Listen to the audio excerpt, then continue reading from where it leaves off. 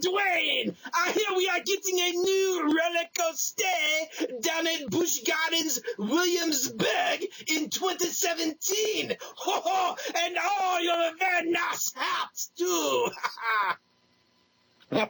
Oh, oui, oui.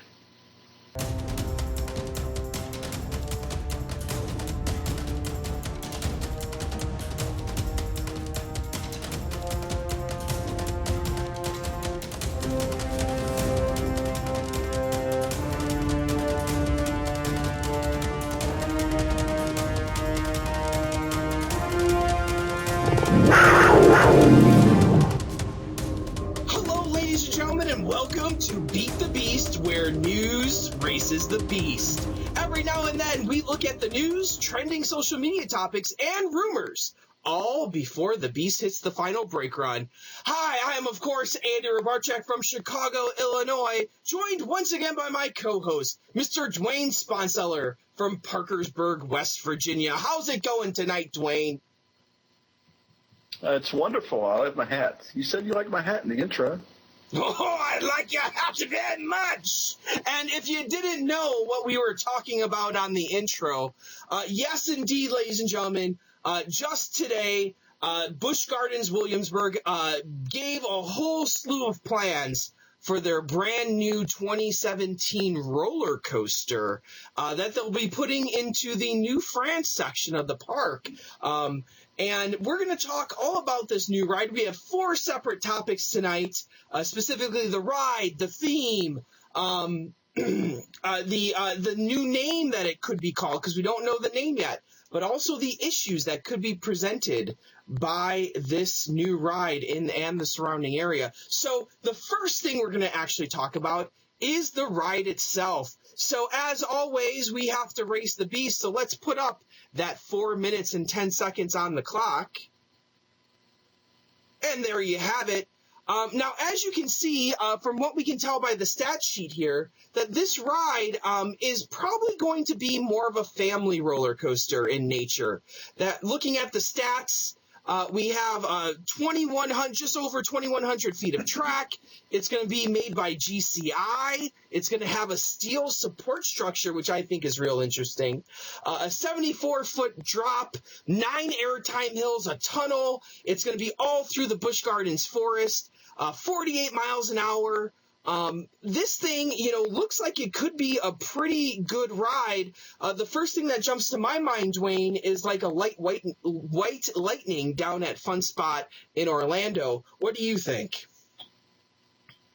The thing that really jumped out at me was how small the coaster train's going to be. I think it was, 16 seats, so 8 rows. And we know that Lightning Run is similar to that as well. So, comparing it to to that ride seems to be good. I know the press release came out and said that it was something to appeal to everybody in the family. Now, they didn't want to come out and say that it was a kiddie coaster, because it does have a 90-foot drop or a 74-foot drop. It's going to be, close to 100 feet tall. It's still going near 50 miles per hour. So that's not a kiddie coaster like the Great Pumpkin Coaster or something like that. But I think they're trying to do that whole family thing. Here we are again with SeaWorld Parks Entertainment with all the news that's come out here over the past week with SeaWorld and, the orcas and all of that mess. This just adds on, to the top of that by bringing in families. Because when you think about it, Williamsburg really doesn't have that family coaster. You've got Apollo's Cherry, you've got Alpengeist. You name one. Verbolten? No. No. Kids are scared to death of that when it drops out of the air. Come on. Oh. You really think Verbolten is a family coaster for a lot of kids? No, it's not. I agree. It's not I agree. It's not a top 50 coaster in most enthusiasts' eyes. I'm not saying it is, but you understand what I'm saying. Besides that, it's the fact that it's the first wooden coaster at Williamsburg. Well, yeah. And I think that's what's going to appeal to a lot of people. Yeah, and just because that's... I think the biggest thing that jumped out at me was the fact that it's going to have the steel support structure, which, maybe this is the Gwazi effect, if you will. that Gwazi had a lot of maintenance issues, had a lot of maintenance trouble, didn't survive well down in that temperature down in Tampa. Maybe they don't even want to risk it up in Williamsburg, and they said, let's just go to the all-steel support structure. I thought that was the biggest surprise in the announcement to me. And I know a lot of people are calling this Gwazi 2.0, and it's not that at all. For all intents and purposes, I'm looking at this press release. It looks like a single-track roller coaster from the length of the track. The problem is that the video kind of portrays this Vikings versus, trappers concept people are jumping to, well, it's going to be a dueling coaster. I don't see that echoed anywhere, even in the little rendering that we got that on the park's page. It shows a single track. It does not show a dueling track. So I don't know if that's going to be added in later or if that's just people getting confused by the video. But at the end, it's not a kiddie coaster. It's going to be a legitimate ride. It's going to be smaller. It has a 46-inch height requirement. But I think it might pack a real good punch, just like White Lightning does. That a lot of kids ride down there, and there you hear the roar of the beast. But to finish that thought, a lot of kids ride White Lightning, but they absolutely love it, and it's a top amongst enthusiasts as well. So I think you can satisfy a lot of people with this new ride style, and being GCI, it's probably going to be a pretty fun ride. So, but just let me say one more thing. But does GCI have other steel or wood coasters that have steel supports, or is this a first for them as well? White Lightning's completely steel. White Lightning. Okay, so but outside of those two, right? Well, I'm guessing probably so, but I haven't really. Well, there's a whole bunch of coasters. I'm just anxious to see what that does to the coaster.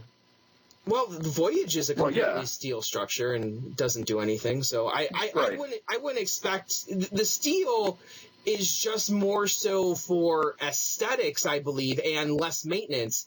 And if indeed this goes through the forest of Busch Gardens like it says it does, you might not even see a lot of the coaster on this one. So the steel supports might not even be a big issue because you're really not going to see it. It's going to be buried in the forest anyway. And there's a lot of people that are excited about that prospect as well, of it being buried in the forest.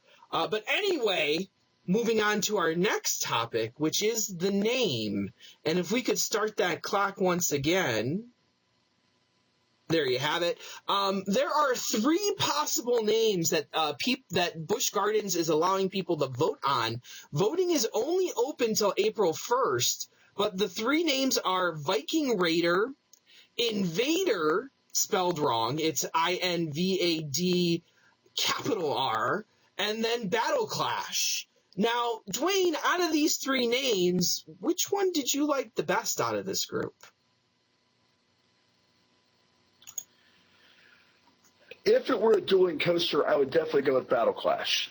But since we know that it's not, of the 3 that are there, I think I like the Invader the most. Just because if it's talking about the French trappers talking about an invasion from the Vikings, if we're looking at it from that standpoint, and if that's what the park is trying to push this forward as, then that's the best one to go with. Because I think that over what we saw at the beginning.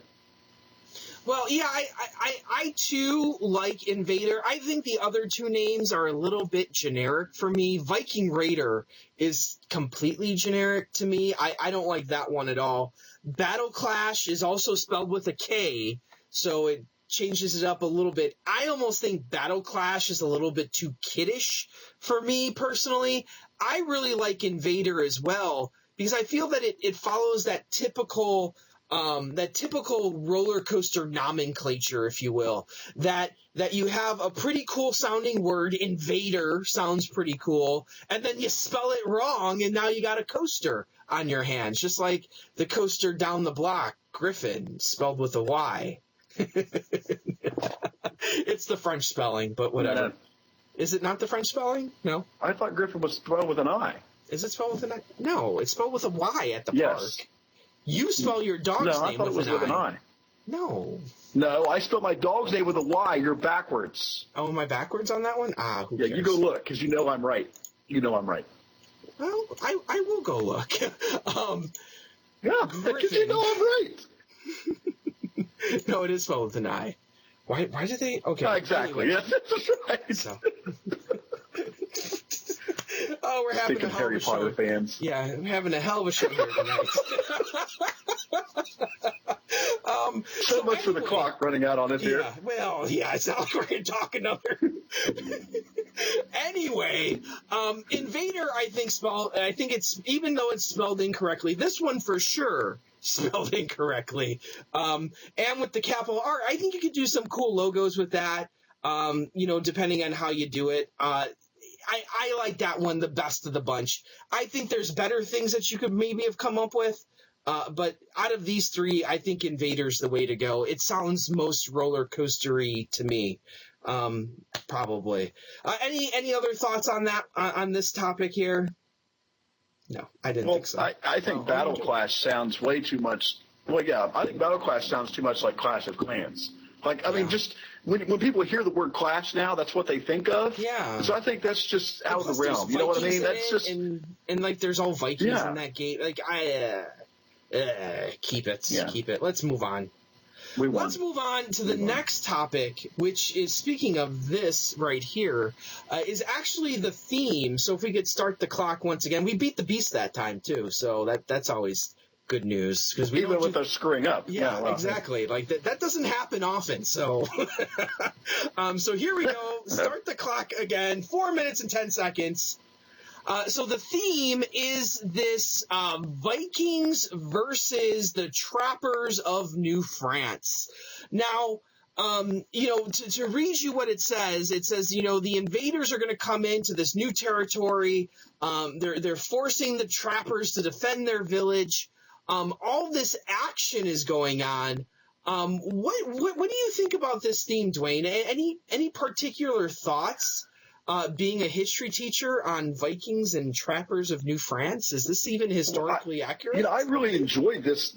Yeah, well, I mean, if it's historically accurate, yes, because if, we talk about the first people coming here to North America, and of course we celebrate, that guy who never really touched America and Columbus Day and all that good mess, which drives me up the wall. But with the whole idea that the Vikings were one of the first people here, which they probably were, not the first, but one of the first, and, them coming here with the French fur trappers, already in that area, perhaps, I think that's, really brings out a time in history that a lot of people don't talk about, especially in this country. So I think, if people want to know what New France is really about, that section of the park, bring in where that really comes out in history.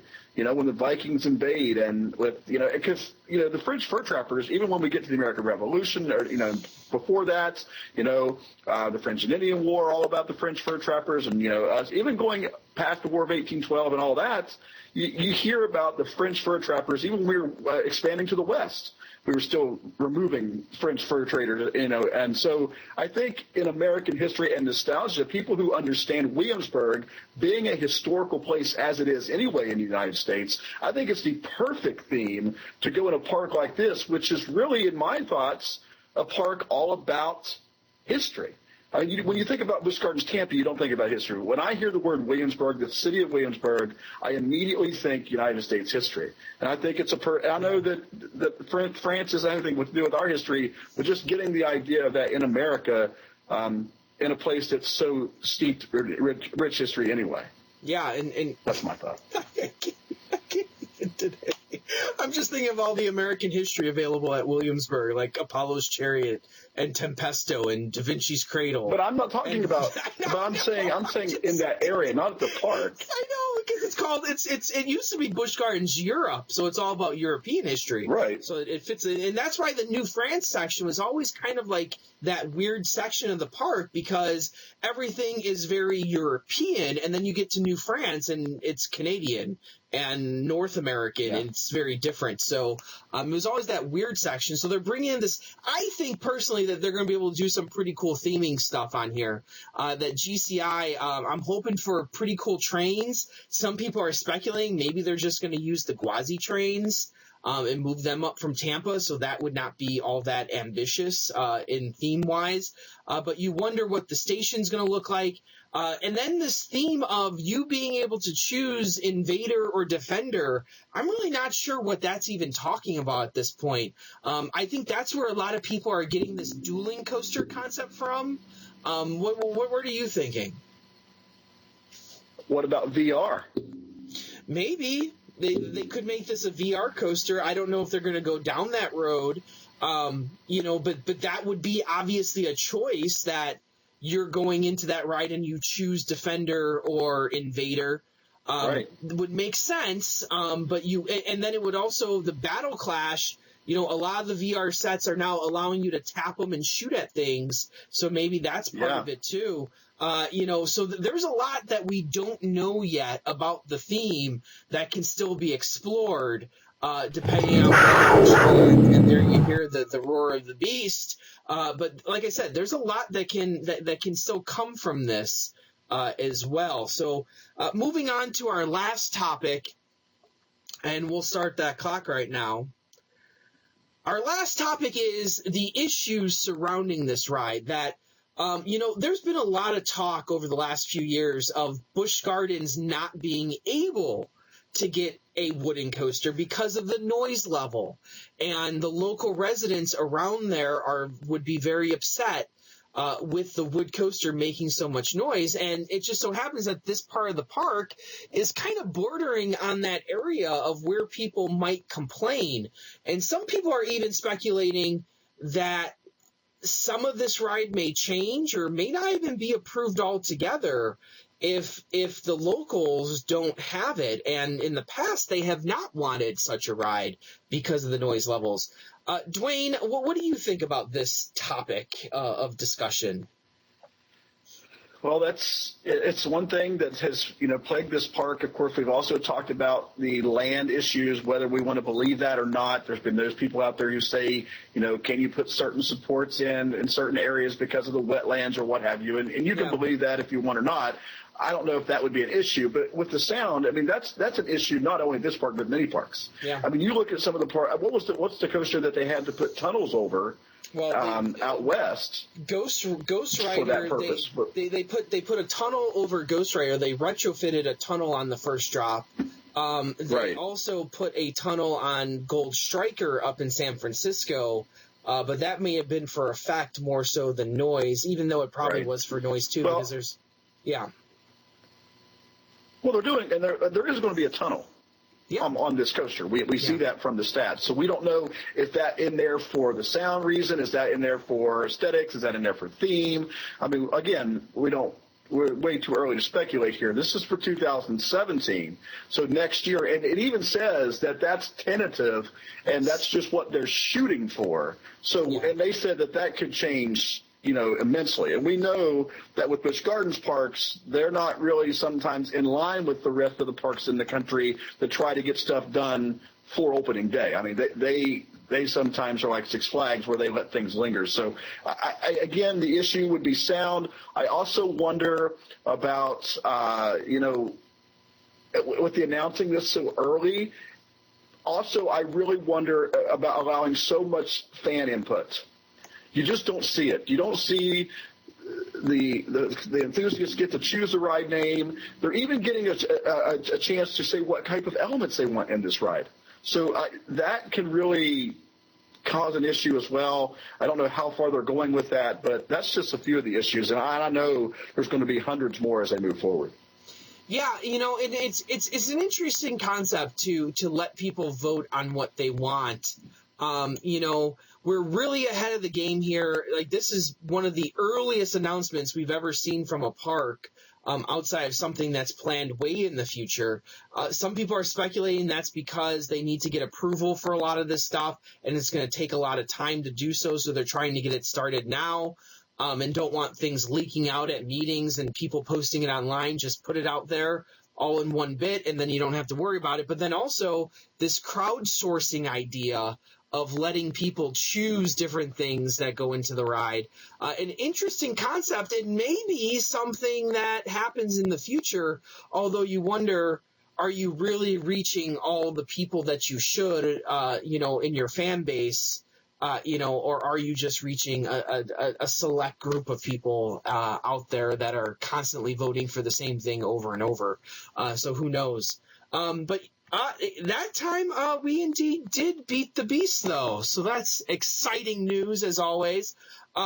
So overall impressions of this ride, are you think this is a thumbs up or a thumbs down, Dwayne?